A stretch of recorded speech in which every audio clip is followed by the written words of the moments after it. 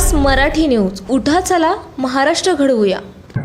काय सांगाल एकंदरीत मराठा आरक्षणाचं जे आहे राज्यभर वातावरण भेटलेलं आहे, एकंदरीत सरकार वेळ काढूपणा करते असं वाटतंय का? मला वाटतंय मी बऱ्याच दिवसांनी तुम्हाला सामोरे आलोय आणि मराठा आरक्षणाबद्दल जे वंचित आहेत, ज्यांच्या घरी खरोखर खायला अन्न नाहीये, काय म्हणू त्यांना की आर्थिक परिस्थिती अगदी अगदी खालच्या स्तराला गेलेली आहे, अशा लोकांना मिळावं म्हणून आपण कार्यरत होतोच. ज्या वेळेला आमचे मित्र संभाजीराजे कोल्हापूरचे आझाद मैदानावरती बसले होते उपोषणाला, आपल्याला सर्वांना माहिती असेल, त्या ठिकाणी मी गेलो होतो आणि योग असेल किंवा माझा पायगुण असेल, त्यांचं जे उपोषण आहे, मी गेल्यानंतर दुसऱ्या दिवशी आत्ताचे सध्याचे मुख्यमंत्री त्यावेळेला शिवसेनेचे मंत्री होते, त्यांनी मी संध्याकाळी 6ला त्यांना भेट दिली आणि माझं मत मांडलं होतं की राजे, तुम्ही त्या ठिकाणी उपोषण वगैरे करू नका, हा संविधानाच्या अंतर्गतला आणि सुप्रीम कोर्टाच्या अखत्यारीतला तो प्रश्न आहे आणि तो प्रश्न आपल्याला कायद्यानेच लढायचा आहे, अशा हेतून दुसऱ्या दिवशी ते उपोषण सुटलं होतं. ज्या वेळेला एक अभ्यासू व्यक्तिमत्व संभाजीराजेंसारखं तिकडं बसलं होतं, तेव्हा मी जातीनं उभा होतो.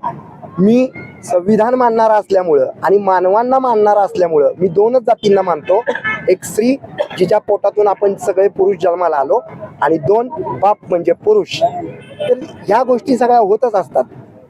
आता महत्वाचा मुद्दा, आपण आत्ताच्या कार्यक्रमांबद्दल बोलूया. आमचे मित्र, बंधू मित्र आणि हे जे काही चालू आहे तर त्या सगळ्या गोष्टींबद्दल बोलूया. मग ते झाले की आपले कार्यक्रम एकंदरीत कल्याणमध्ये पोलीस स्टेशन मध्ये भाजप बांधव जे आहेत ते गोळ्या झाडतात, दुसरीकडे गृहमंत्री त्याच्यानंतर दुसऱ्या दिवशी बोलतात, याकडे कसे पाहतात?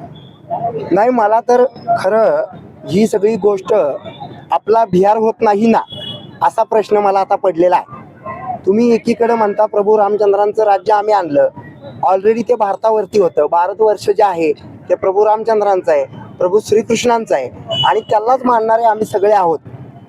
मुस्लिम बांधवही आमचे त्याला मानतात, त्या संपूर्ण इतिहासाला, प्रभू रामचंद्रांच्या, श्रीकृष्णांच्या. परंतु आता जो काही प्रकार चाललाय ना, तो मला असं वाटतं की ती हिटलरशाही असं म्हणायला काही हरकत नाही. जर तुम्ही सांगताय ना, अरे सरळ सोट ती माणसं गोळीबार करतायत हा, आणि गुंडांचं राज्य आहे का या ठिकाणी? हा, मला देवेंद्रजींना प्रश्न विचारायचा आहे. गृहमंत्रालय सांभाळत असताना कुणी येतात लुंगे सुंगे, हा, मी वाघ आहे, मी वाघीण आहे. अभिजित बिचुकले सांगतो, अभिजित बिचुकले आणि त्याची मिसेस, भावी मुख्यमंत्री सौभाग्यवती अलंकृताची बिचुकले, आम्ही हंटर आहोत, तुम्हाला फोकळून काढू. तुम्ही वाघ असा नाहीतर कोल्हे असा, तुम्हाला फोकळून काढू. संविधानाचा चाबूक आमच्या हातात आहे, लक्षात ठेवा. साहेब, याला धरून दुसरा प्रश्न आहे की आत्ताच आयोजकाने तुम्हाला काँग्रेसमध्ये याची ऑफर केली तुमची विशेष मुख्यमंत्री करण्यासाठी, तर काय विचारायचे?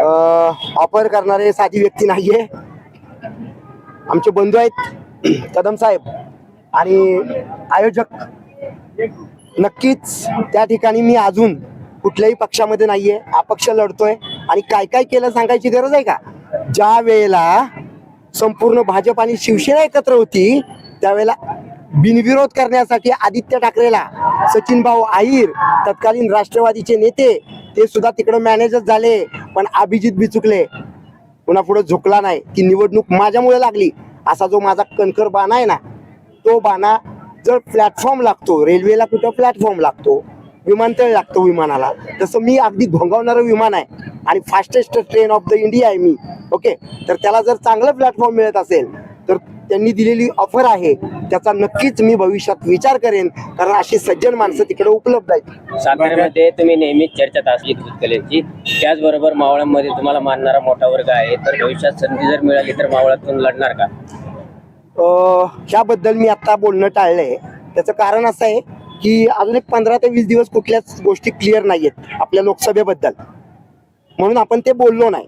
पण योग्य वेळेला मी माझा निर्णय देऊन ज्या काही रिक्वायरमेंट्स आता समाजाच्या आहेत, तरुण मुला मुलींच्या, त्यांचे प्रश्न सोडवण्यासाठी मी धडपडतोय.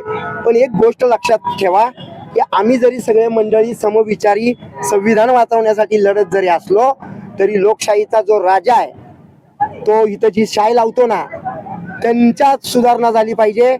त्यांनी ठरवलं पाहिजे की कुणाला मतदान करायचंय. कारण एकेकाळी आपण जसं म्हटलो की इंदिराजी राज्य करत होत्या महिला असून, आता ज्या पद्धतीनं राज्य चाललंय ते बघा, ते चुकीचंच चाललंय. चांगल्या गोष्टींना चांगलं म्हटलंच पाहिजे. म्हणजे मोदी साहेबांनी ओबीसी असताना देखील एवढं मोठं पद मिळवलं, बरोबर, सगळ्यांना मागं टाकून, ही चांगली गोष्ट आहे. पण ज्या पद्धतीनं ते खाजगीकरण करतायत, हा भारताचा दुर्दैवीपणा आहे. म्हणजे चांगल्यानं वाईट पण केलंच ना.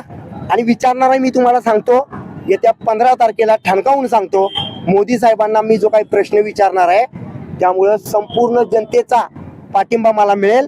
कारण ह्या जनतेचे पैसे खाल्लेत लोकांनी, नेत्यांनी. राज्यात आणि देशात पक्ष फोडा आणि राज्य कारभार करा ही जी प्रवृत्ती चालली, याच्यातून लोकशाही आहे का असं वाटतं का? नाही, नक्कीच. मी आता तेच मगाशी बोललो ना, हिटलरशाहीकडे चाललंय. लोकशाहीचा गळा नका दाबू. म्हणजे मला असं वाटतं की इंग्रजांच्या काळामध्ये सुद्धा एवढी दडपशाही नव्हती. बघा तुम्ही इतिहास जाऊन. राम मंदिराच्या प्रतिष्ठापनेच्या दिवशी देशाचे राष्ट्रपती यांना महिला असतात त्यांना डावललं गेलं, त्याच्याबद्दल काय? मला सुद्धा तो प्रश्न पडलाय. प्रथम लेडी आहेत, त्या राष्ट्राध्यक्ष आहेत, तुम्हीच बनवलंय आणि संविधानाची कास धरून बनवलंय, पण त्या तिकडं का नाही आल्या? हा प्रश्न मीच विचारणार होतो. कारण मी मीडियामध्ये आलोच नव्हतो गेल्या 15 दिवसांमध्ये. मी तुमच्या मताशी सहमत आहे. काय नक्की त्या शूद्र आहेत म्हणून त्यांना थांबवलंय, त्या मागासलेल्या आहेत म्हणून त्यांना थांबवलंय. मग त्या आमच्या माता असताना सुद्धा, मी माता म्हणतोय द्रौपदी मुर्मूंना, कारण स्त्री ही अनंत काळची माता असते, हे माझ्या आईनं मला शिकवलंय आणि आहेच. मग त्यांना का नाही तुम्ही तिथं बोलवलं? ठीक आहे, तुमचे भाजपचे सगळे नेते त्या त्या एरियामध्ये, त्या त्या जिल्ह्यांमध्ये पोस्टरबाजी करा, तिकडंच दिवाळी साजरी करा. आनंद आहे, मी केलेली आहे दिवाळी साजरी, कारण प्रभू रामचंद्र आले. हा, पण अर्ध्या मंदिरात का आले? अर्ध्या घरामध्ये आपण राहतो का?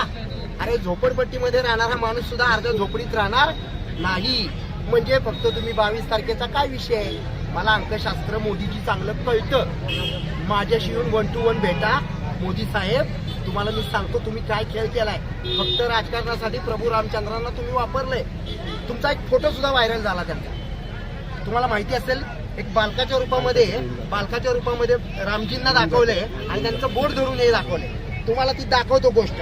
म्हणजे मोदी साहेब आणि अभिजित बिचुकल्यांमधला फरक जर बघायचा असेल तर तुमची जर इच्छा असेल तर फक्त मला 1 सेकंद द्या. 1 सेकंदामध्ये मी तुम्हाला दाखवतो की माझी प्रभू रामचंद्रांच्या बद्दलची आस्था काय आहे आणि त्या ठिकाणी मोदी साहेबांची आस्था काय आहे. हे बघा आणि दाखवा, हे लोकांना दाखवा. हे तुमच्याशिवाय कुणी दाखवू शकत नाही.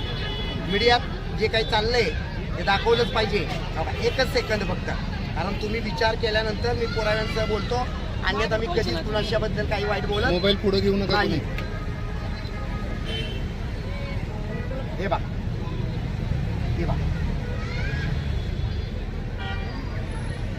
ही पोस्ट आहे. मोबाईल वर करा. ही पोस्ट आहे, हे मोदी साहेबांची पोस्ट आहे. प्रभू रामचंद्रांना बालक समजतात. ते त्यांच्या हाताला धरून जसा बाप मुलाला शाळेत घेऊन जातो त्या पद्धतीने ते प्रभू रामचंद्राला बालक रूपामध्ये मंदिराकडे घेऊन चालले. ही त्यांची पोस्ट आहे. आणि ही साताऱ्यामध्ये 30 फूट उंचीचा जो बॅनर लावला त्याच्यामध्ये मी प्रभू रामचंद्रांच्या चरणी प्रभू हनुमानांजी सारखा बसलेलो आहे, कारण ते आम्हाला आराध्य आहे. बघा, हा फरक आहे, विचारांचा फरक आहे. राम मंदिराचं राजकारण केलं जातं, 100% झालं ते राजकारणासाठी झालं. चुकीचं आहे ना. मला असं म्हणायचं आहे की आपल्याला सर्व धर्म समभाव असं संविधानामध्ये म्हटलेलं आहे. मी स्वतः 30 रोजे करतो, बरोबर. मी नवरात्र करतो. मी माझ्याबद्दल बोलतोय, मला जगाबद्दल बोलायचं नाही. म्हणून मी कुठेतरी म्हणतो माझ्या आस्थेचा भाग आला आणि संविधान सुद्धा मी मानतो, बरोबर. म्हणून मी नावलौकिक कमवला. आज तुम्ही जे माझ्यासाठी 5 मिनिटं थांबलात ते माझ्यामध्ये काहीतरी स्पार्क आहे. मी काहीतरी लढू शकतो, लढवायला पाहिजे. लक्षात घ्या, डॉक्टर बाबासाहेब आंबेडकरांना विश्वरत्न असताना सुद्धा, भारतरत्न असताना सुद्धा त्यांना लोकांनी पाडलं. मला पाडलं हे तर मला दुःख नाहीये, पण मला जनतेची काळजी आहे. तुम्ही जर सुधारला नाहीत, मतदाते जर सुधारले नाहीत तर तुमच्या संपूर्ण टाळूवरचं लोणी भाऊ हे लोक खातील, सत्ताधारी. देशामध्ये ईव्हीएम बद्दल खूप तीव्र नाराजी आंदोलन सुरू झाले. 100%. तुमच्या माहितीसाठी सांगतो, कसब्यामध्येच ज्या वेळेला मी निवडणुकीला उभा होतो त्याच वेळेला मी त्या आरोंना विनंती केली होती आणि कलेक्टरांना पत्र दिलं होतं, त्याचीही बाईट संपूर्ण चॅनलवरती आली होती. त्याच्यामध्ये मी असं म्हटलं होतो की EVM बंद करा. मला हा प्रश्न विचारायचा आहे, जे कुणी सोम्या गोम्या असतील ना, ते म्हटलं बिचुकले साहेबांना कमी मतं मिळाली, त्यांना प्रश्न विचारतो, अरे इथं पक्षांचं वाटोळं झालं तर मतांची मी काळजी करत नाही. काय ओम्या गोम्या आहे ना जो कुठला हा राजे बिजे, मी फक्त एकाच राजाला मानतो, उदयनराजे. तर बाकीचे राजे आहे ना मी कोलतो, फक्त उदयनराजे एकच राजा आहे आणि दुसरा राजा अभिजित बिचुकले महाराष्ट्राचा. तो गोम्या का सोम्या आहे ना कुठल्या पक्षातला, तिकडं त्या मराठवाड्याच्या भागात चपलीनं सरकीन ओम्या तुला गोम्या. अगदी लक्षात ठेव. तर अगदी शेवटचा प्रश्न, महाराष्ट्रामध्ये मुख्यमंत्री व्हायला पाहिजे हे सर्वप्रथम तुम्ही बोललो आहात आणि आमच्या वहिनी साहेब जे आहेत ते महिला मुख्यमंत्री म्हणून महाराष्ट्राला बघायचं आहे, तर अशी तयारी आपण सुरू केली आहे का? हे विधान मी ज्या पद्धतीनं महाराष्ट्रामध्ये काढलं, हे 80 वर्षाचे म्हातार बाबांना सुद्धा काढता आलं नव्हतं. काय तुम्ही ज्या शाहू फुले आंबेडकरांचं नाव घेता ना, त्यांना अपेक्षित स्त्री तुम्ही दाखवली नाही अजून. का फुटले तुमचे पक्ष? काय आम्ही तुमच्याबद्दल बोलणार नाही, पण हे बोलायचं धाडस मी केलं कारण माझ्या आईनं ते संस्कार माझ्यात दिलेले आहेत. आणि जे कदम साहेबांनी आमच्या बंधूंनी सगळ्यांची ऑफर दिली, येणाऱ्या काळामध्ये आपण त्याचा नक्की विचार करू, कारण त्या ठिकाणी तिकडे आर्यन लेडी होत्या आणि सोनिया गांधी ही आमची माता आहे, हे लक्षात ठेवा. नवीन बातम्यांचे अपडेट पाहण्यासाठी 20/24 तास न्यूजला सबस्क्राईब करा आणि बेल आयकॉन प्रेस करा.